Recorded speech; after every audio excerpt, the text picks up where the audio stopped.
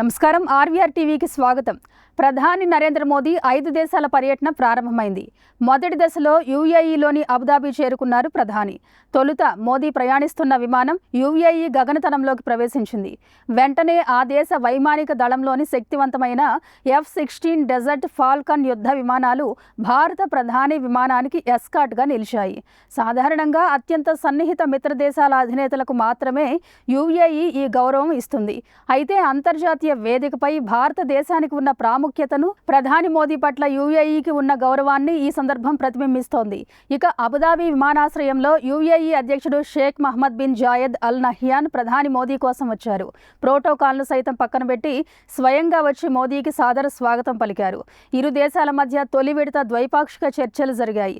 ఇంధన భద్రత, వాణిజ్యం, రక్షణ రంగాల్లో కుదుర్చుకోబోయే కీలక ఒప్పందాలపై కీలక నిర్ణయాలు తీసుకున్నారు. ఇలాంటి కరెంట్ అప్డేట్స్ కోసం చూస్తూనే ఉండండి మన ఆర్వీఆర్ టీవీ. లైక్ చేయండి, షేర్ చేయండి, సబ్స్క్రైబ్ చేయండి.